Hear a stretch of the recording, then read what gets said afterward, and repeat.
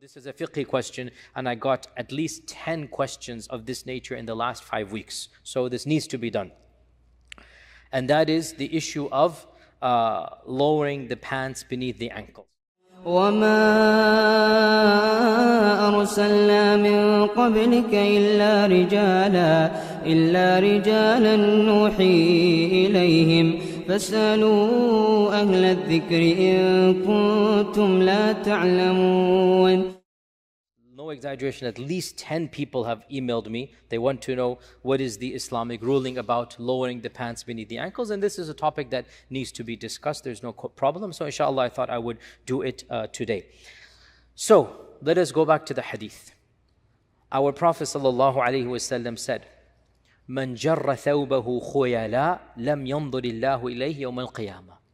Whoever lowers his thawb out of pride, Allah will not look at him on Judgment Day.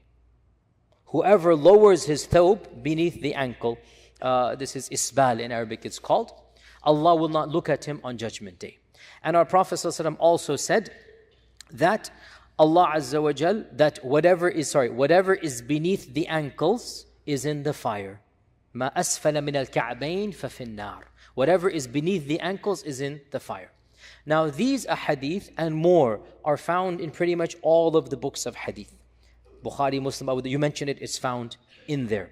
So there is no difference of opinion amongst the ummah, no ikhtilaf, that whoever lowers the garments out of pride, man jarra thawbahu khuyala, there is an adjective, khuyala, makhila, which is out of boastfulness and arrogance.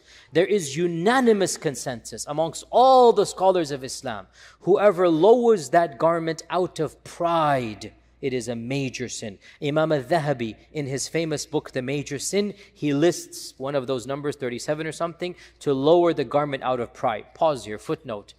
What is pride and garments, and what is zakatu is showing off? It's very simple. My dear brothers and sisters, go back 1,440 years.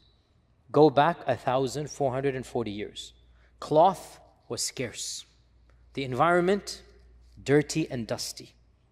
Across the globe, by and large, across the globe, not just in Arabia. In Rome, what did they wear? They wore a garment. Where did it go down to? In China, what did they wear?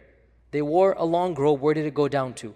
Generally speaking, at that time and place, out of common sense, out of utility, the garments would go beneath the knees to lower than the knees to above the ankle. Why? Because the road's dirty. It's going to get filthy. Cloth is scarce. You don't want to get it dirty. Why would you get it dirty? You're going to step in puddles, etc., etc. Now, in every society, people invent ways to show off their wealth. In our times, flashy cars is an example. Okay, you get that. What is the name of the flashy car?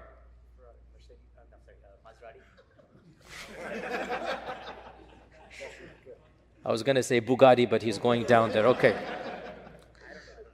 Not that anybody who gets a Bugatti is haram or whatnot, Ferrari, but I'm saying suppose somebody got a Lamborghini driving through a parking lot. What is his goal? What's he want to do? Show off. I mean, this is arrogance. Now, how did they have the Ferraris and the Bugattis? What did they do? Believe it or not, one of the things they did was, I have so much wealth, I can flaunt it. I can show you how rich I am. I can wear my garment, I have plenty at home. My garment is going to go beneath and is going to trail on the floor behind me. And they would do that. It's going to trail behind me because I can go home and wear something else. Most of the Sahaba had one pair of clothes, at max 2 or 3. Our Prophet had 2 main pairs of those. One he wore for special occasion, whatnot. May Allah forgive us for having 30, 40, 50. May Allah forgive us. But the point is that simplicity. Now, how did you show off? How did you show people, I am filthy rich? You told them, I have this garment and they could go underneath. So, having a thawb or an izar, a lower garment, that went to the floor, that went below the ankle, it is an essential characteristic to show your wealth. There is no utility, no function, nobody does it. You are standing out of place and you're making the point, I am filthy rich. What are you going to do about it? So the Sharia came with simplicity, with modesty. Get rid of this feeling. And so there's unanimous consensus. Whoever does it out of arrogance. Now, within a century, the money began to pour into the ummah. Within a century. The Sahaba, later Sahaba, lived much more comfortable lives. That's why Aisha radiallahu anha, she died 57 Hijrah, she would cry when food was presented in front of her. She would say, we never saw this food at the time of the Prophet.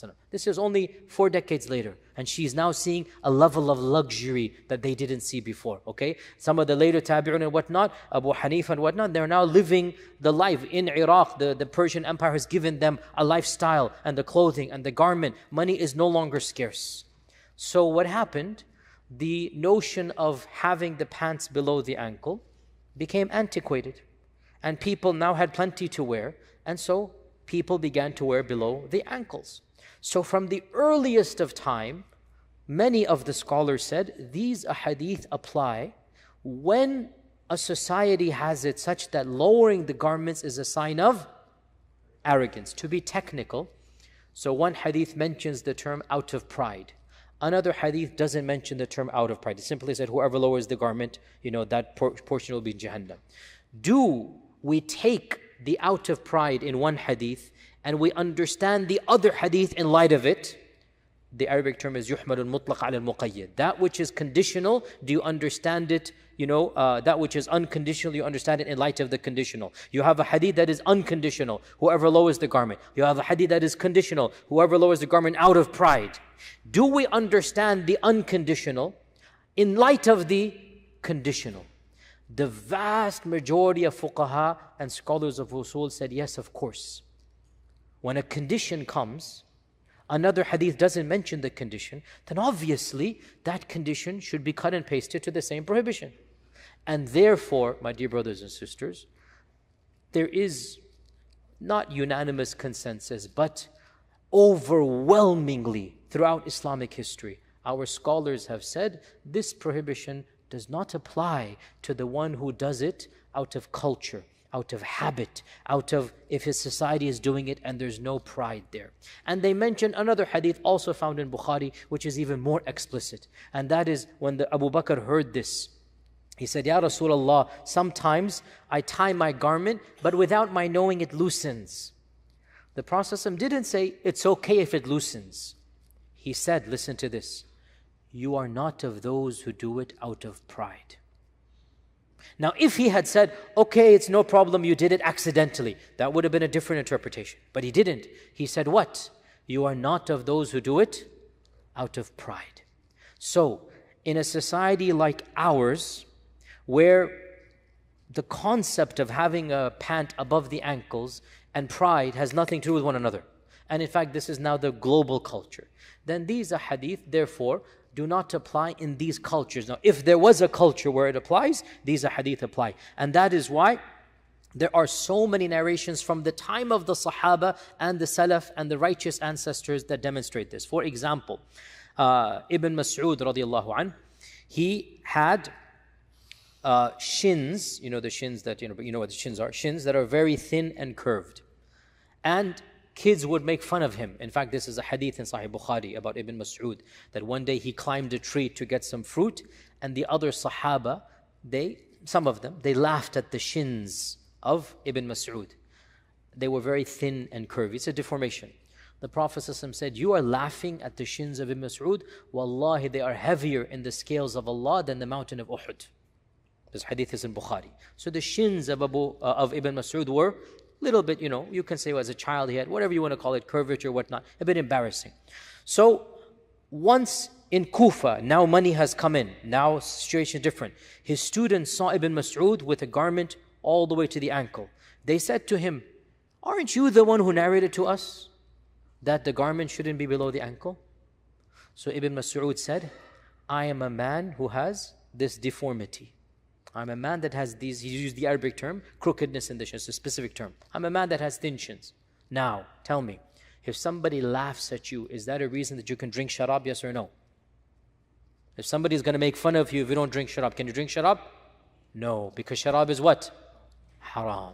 If lowering the garments had been haram, or as our teenagers say, haram, haram, is it haram, haram, they ask me? New term they invented. if lowering the ankle, the garment had been haram, would Ibn Mas'ud say, oh, people laugh at my shins, that's why? Yes or no? Do you see what I'm saying here? That's not the case, right? So he allowed it. As well, Abu Hanifa, Imam al-A'zam, the Imam of fiqh, Abu Hanifa, al-Shafi'i said, all of mankind is dependent on Abu Hanifa in fiqh. This is Imam al-Shafi'i said this. الناس عيال في الفقه على أبي حنيفة.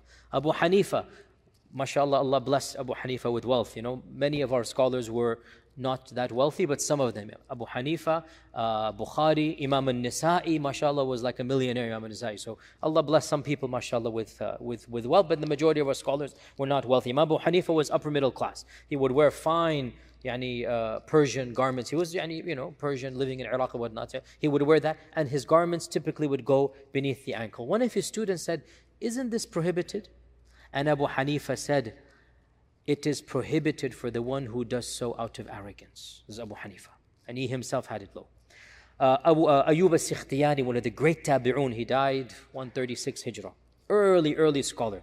This is a beautiful quote. And he died 100 years after the Sahaba. 130, 140 Hijrah, very early on. Ayyub al-Sikhtiyani.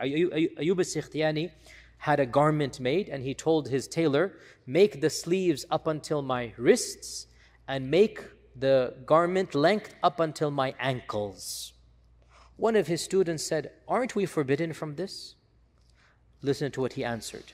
Ayyub al-Sikhtiyani said, once upon a time, it was considered showing off to lower the garments below the ankles.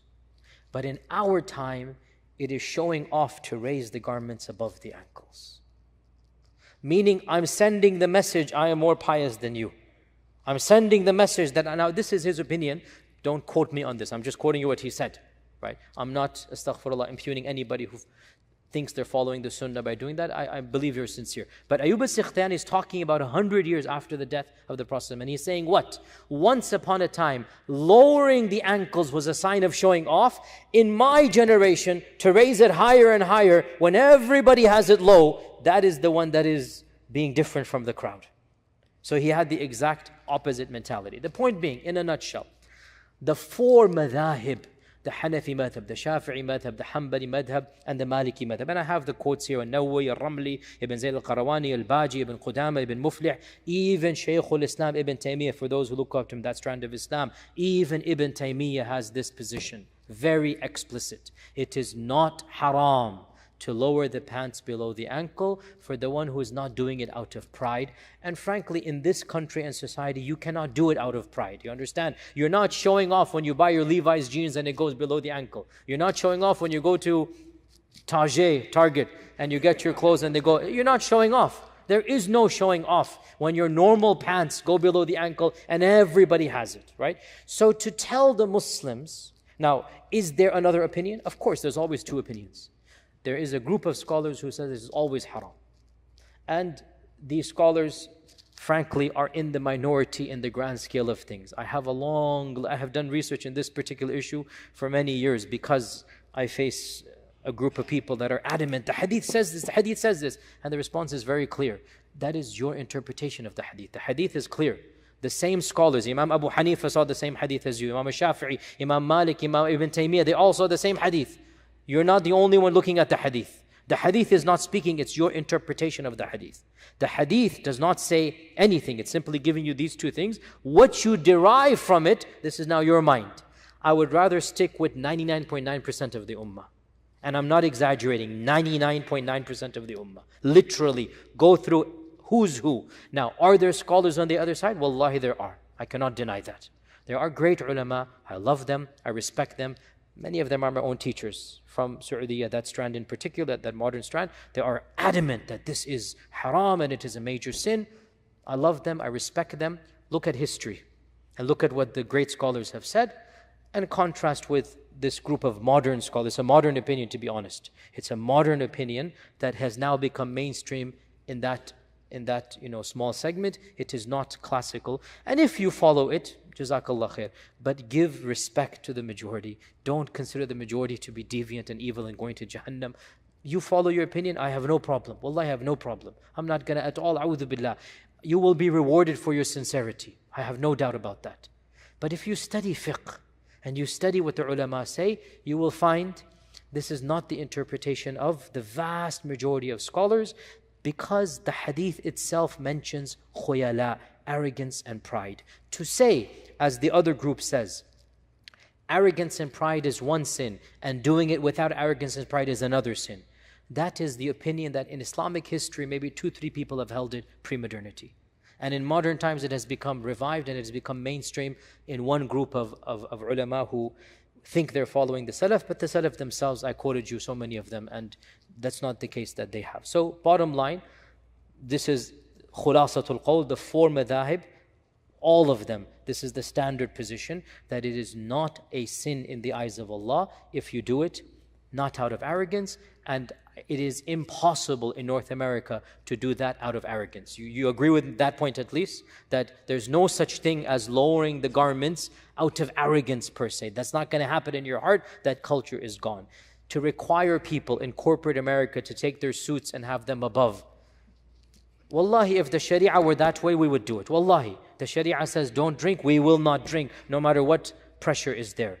But when 99.9% of the ummah is saying something, then why do you have to make the religion so difficult and say your 0.01% is the absolute correct? If you really wish to follow it, jazakallah khair, no problem, you're not going to find me, that's your business. But have some respect for the majority of the ummah that follows the majority position. And with that, inshallah ta'ala, we will conclude and continue next Tuesday, tomorrow. لا يزال الخير حيا لا يزال إن في الدنيا سلاما وظلال أخبر الأيام أنها في وصال قم بنا وانظر لآيات الجمال قم بنا وانظر لآيات الجمال